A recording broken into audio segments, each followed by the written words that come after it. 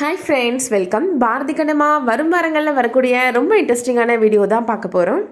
கண்ணம்மாவை எப்படியாவது ஜெயிலுக்கு அனுப்பலாம் அப்படின்னு வெண்பா பிளான் பண்ணுறாங்க. அவங்க போட்ட திட்டம் நிறைவேறுமா இல்லையா அப்படின்றதுக்கான வீடியோ தான் இது. சௌந்தர்யா கண்ணம்மா கிட்டக்க சொல்கிறாங்க, நீ ஹேமா கிட்ட மட்டும்தான் க்ளோஸாக பழகுற, ஆனால் பாரதி கிட்ட இருந்து ரொம்ப டிஸ்டன்ஸ் மெயின்டைன் பண்ணுற கண்ணம்மா. பாரதிக்கு உன்னை பற்றி நீ தான் கண்ணம்மா புரிய வைக்கணும் அப்படின்னு சொல்கிறாங்க. இத்தனை வருஷம் ஆகியும் அவருக்கு என் மேலே இருக்கிற சந்தேகம் கொஞ்சம் கூட மாறலையேத்த, என்னை என்ன பண்ண சொல்கிறீங்க அப்படின்னு கேட்குறாங்க கண்ணம்மா. நான் கோவிலுக்கு போயிட்டு வரேன் அப்படின்னு சொல்லிட்டு வராங்க. சௌந்தர்யாவும் கிளம்பி வீட்டுக்கு போயிடுறாங்க. கண்ணம்மா கோவிலுக்கு போகிற வழியில் பாரதி நின்றுட்டு இருக்கிறத பார்க்குறாங்க. பாரதியோட கார் ரிப்பேர் ஆகிருக்கு, அதை அவர் சரி பண்ணிட்டுருக்கிறாரு. அந்த டைமில் பாரதிக்கு தெரியாமல் பாரதியோட பர்ஸை திருடுறதுக்காக ஒரு திருடன் வரான். கண்ணம்மா அதை நோட் பண்ணிடுறாங்க. அவங்க எதிர்பார்க்காத விதமாக பாரதியோட பர்ஸை எடுத்துகிட்டு அந்த திருடை ஓட ஆரம்பிக்கிறான். கண்ணம்மாவுக்கு என்ன பண்ணுறது அப்படின்னு ஒரு நிமிஷம் புரியலை. அவங்க கையில் கொண்டு வந்த தேங்காவை அந்த திருடன் தலையில் தூக்கி எறிகிறாங்க. அது அவனோட தலையில் பட்டு ரெண்டாக உடஞ்சி கீழே விழுகுது. அந்த திருடனும் மயங்கி கீழே விழுந்துடுறான். கண்ணம்மா வேகமாக வராங்க. பாரதி அவங்க வராரு. என்னாச்சு அப்படின்னு கேட்குறாரு. இவன் உங்கள் பர்ஸை திருடிட்டு ஓட பார்த்தா நான் தான் இவனை தேங்காவாலே அடித்தேன் அப்படின்னு கண்ணம்மா சொல்கிறாங்க. எவ்வளோ தைரியம் இருக்கும் இவனுக்கு, உங்கள் பர்ஸையே திருடிட்டு ஓட பார்த்தான் அப்படின்னு சொல்கிறாங்க கண்ணம்மா. அதுக்கு பாரதி சொல்கிறாரு, அந்த பர்ஸில் 10 ரூபா கூட கிடையாது அப்படின்னு சொல்கிறாரு. எல்லாமே நான் கார்டு தான் வச்சுருக்கிறேன் அப்படின்னு சொல்கிறாரு. இவனுக்கு ஃபஸ்ட்டு பல்ஸ் இருக்கான்னு செக் பண்ணிக்கிறேன் அப்படின்னு பார்க்குறாரு. நல்ல வேளை பல்ஸ் எல்லாம் இருக்குது, மயக்கம் தான் போட்டிருக்கான் அப்படின்னு சொல்கிறாரு. இவனை தூக்க சீக்கிரமாக ஹாஸ்பிட்டல் கூட்டிகிட்டு போகலாம் அப்படின்னு சொல்கிறாரு. எந்த ஹாஸ்பிட்டல் போகிறது அப்படின்னு பாரதி யோசிக்கிறாரு. என்னம்மா சொல்கிறாங்க, உங்களுக்கு பதட்டத்தில் எல்லாம் மறந்து போச்சா டாக்டர் சார், நீங்களே ஒரு டாக்டர் தானே, உங்களுக்கே ஒரு கிளினிக் இருக்குதுல்ல அப்படின்னு சொல்கிறாங்க. ஆமாம்ல அப்படின்னு பாரதி சொல்கிறாரு. பாரதி கண்ணம்மா கிட்டக்க உங்கள் கிட்டக்க கர்ச்சிப்பு இருந்தால் கொடுங்களேன் அப்படின்னு கேட்குறாங்க. பாரதியும் கொடுக்குறாரு. கண்ணம்மா அந்த கர்ச்சிப்பை வச்சு அந்த உடஞ்ச தேங்காவை கைப்படாமல் எடுக்கிறாங்க. பாரதி அதை பார்த்த உடனே கோபப்படுறாரு. உன் சமையலம்மா புத்தியை நீ விட மாட்டியா, இந்த தேங்காவை கொண்டு போய் சமைக்க போறியா அப்படின்னு கேட்குறாரு. என்னம்மா சொல்கிறாங்க, நான் சமைக்கிறதுக்காக எடுக்கலை, இந்த தேங்காயில் என்னோட கைரேகை இருக்கும்ல அதனால தான் எடுத்தேன் அப்படின்னு சொல்கிறாங்க. அண்ணம்மா பாரதி 2 பேரும் அந்த திருடனை தூக்கி பாரதியோட கார் பின்னாடி வைக்கிறாங்க. பாரதி கண்ணம்மா கிட்டக்க சொல்கிறாரு, நீ வர வேணா, எந்த பிரச்சனை வந்தாலும் நான் பார்த்துக்கிறேன் அப்படின்னு சொல்கிறாரு. அண்ணம்மா நானும் வரேன் அப்படின்னு சொல்கிறாங்க. கொஞ்சமாவது லக்ஷ்மியை பற்றி யோசிச்சு பார்த்தையா, நாளைக்கு இது ஏதாவது பெரிய கேஸ் ஆச்சுன்னா அவள் பாவம் தனியாக இருப்பா அப்படின்னு சொல்கிறாங்க.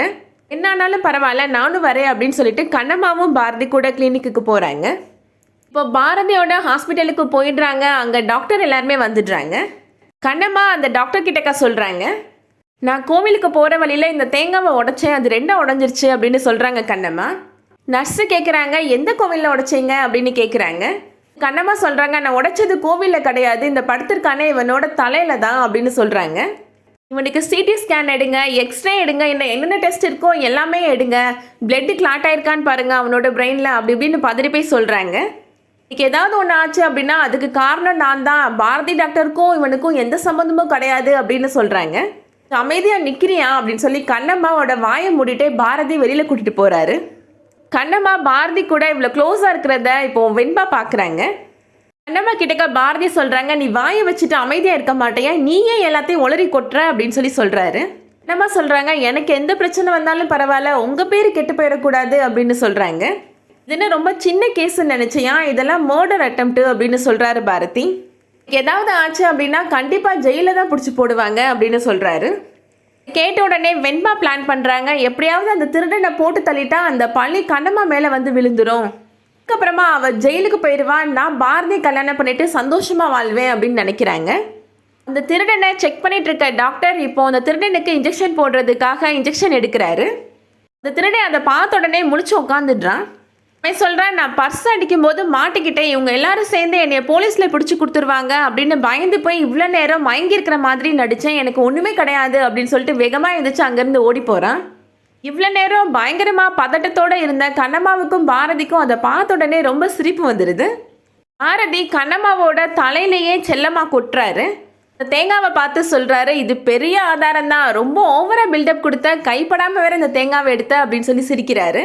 கண்ணம்மாவும் ஆமாங்க, ஒரே அடியில் 2 துண்டால் உடஞ்சிச்சு அப்படின்னு சொல்லி சிரிக்கிறாங்க. 2 பேரும் சிரிக்கிறத பார்த்த வெண்பாவுக்கு கூட கொஞ்சம் ப்ரெஷர் ஏறுது.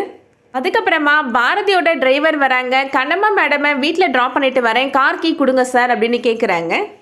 கண்ணம்மாவும் அவரோட கார் கீயை கொடுக்குறாரு. கண்ணம்மா அடுத்ததா காரில் வரும்போது பாரதி ரொம்ப அக்கறையாக நடந்துக்கிட்டதை நினச்சி சந்தோஷப்பட்டுட்டே வராங்க. அதோட இந்த எபிசோட் முடியுது. இந்த வீடியோ உங்களுக்கு பிடிச்சிருந்துச்சுன்னா லைக் பண்ணிக்கோங்க. அடுத்தடுத்த சீரியல் அப்டேட்ஸ்க்கு நம்ம சேனலை சப்ஸ்கிரைப் பண்ணிக்கோங்க. தேங்க்ஸ் ஃபார் வாட்சிங்.